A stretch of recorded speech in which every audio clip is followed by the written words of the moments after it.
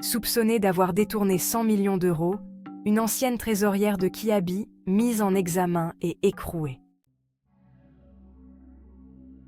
Cette femme de 39 ans a été interpellée au mois d'août par la police judiciaire. Elle était recherchée après que 100 millions d'euros s'étaient volatilisés des caisses de l'enseigne d'habillement. Le lundi 12 août 2024, sous une chaleur écrasante, un jet privé se pose sur la piste de l'aéroport de Figari en Corse du Sud. À son bord, une femme de 39 ans qui arrive d'Italie ne se doute pas qu'un comité d'accueil un peu particulier l'attend. Voici plusieurs semaines que la police judiciaire est sur ses traces. Depuis que Kiabi, l'enseigne de vêtements à petit prix, a déposé plainte, après s'être aperçu que 100 millions d'euros avaient disparu de ses caisses. Les enquêteurs de l'Office central pour la répression de la grande délinquance financière, l'OCRGDF, n'ont pas tardé à mettre un nom et un visage sur celle qui semble à l'origine d'un colossal détournement de fonds. La suspecte est une ancienne trésorière de l'entreprise qui a quitté l'Hexagone pour s'installer en Floride et y travailler dans le domaine du luxe. Selon une source proche de l'affaire, c'est mi-juillet que Kiabi cherche à récupérer un investissement réalisé un an plus tôt. En juillet 2023, la trésorière fait ouvrir un compte dans une banque à l'étranger, en Europe, pour y placer des fonds de l'entreprise. Le virement part, 100 millions d'euros, tout rond.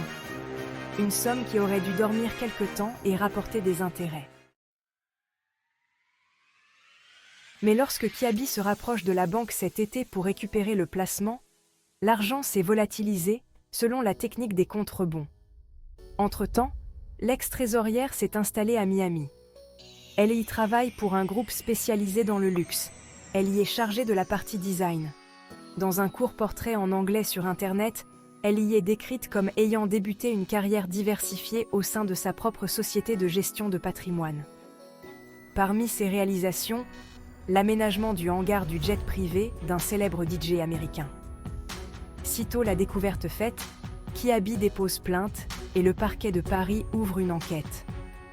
Les premiers éléments laissent à penser que l'ancienne trésorière a ouvert le compte en banque en usurpant l'identité d'un haut responsable de la société. Mais l'ancienne collaboratrice n'est pas très prudente. Elle se met en scène sur les réseaux sociaux, une aubaine pour les enquêteurs qui s'aperçoivent qu'elle se trouve en Europe. En photo, on la voit sur l'île grecque de Mykonos, lors d'une fête somptueuse organisée pour lancer son cabinet d'architecture d'intérieur, puis sur la côte amalfitaine en Italie. Teasing. Est-ce par naïveté ou par audace, la suspecte aux racines napolitaines et corses, selon le même portrait, va même jusqu'à prendre un jet privé pour se poser en Corse. Dans ses bagages, les policiers qui l'interpellent vont découvrir plus de 500 000 € de bijoux et d'affaires de luxe. À l'issue de la garde à vue, l'ex-trésorière de Kiabi a été ramenée à Paris, où un juge d'instruction l'a mise en examen pour escroquerie et blanchiment en bande organisée. Car les enquêteurs n'imaginent pas qu'elle ait pu agir seule. À l'issue de sa mise en examen, la suspecte a été placée en détention provisoire et la justice s'attelle désormais à comprendre les mécanismes précis de cette escroquerie hors norme, digne d'une série Netflix, commente un connaisseur du dossier, mais aussi à retrouver l'argent, qui représente environ 4% du chiffre d'affaires de Kiabi, soit 2,2 milliards d'euros en 2023. Contactée par France Info, l'enseigne d'habillement explique avoir été victime d'une fraude financière sophistiquée d'ampleur découverte à l'occasion de vérifications internes.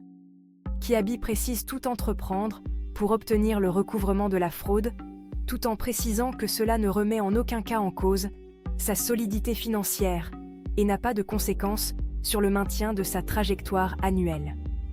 L'entreprise, qui dit sa confiance dans le dénouement des actions menées par les autorités judiciaires et policières, ignorait que quelques semaines avant de virer les 100 millions d'euros, son ancienne trésorière avait été condamnée par le tribunal correctionnel de Paris à 2 ans de prison avec sursis pour une escroquerie au préjudice d'une autre entreprise, cette fois à près de 800 000 euros. Que pensez-vous de cette histoire? Dites-le nous en commentaire et surtout abonnez-vous pour ne plus rater nos vidéos.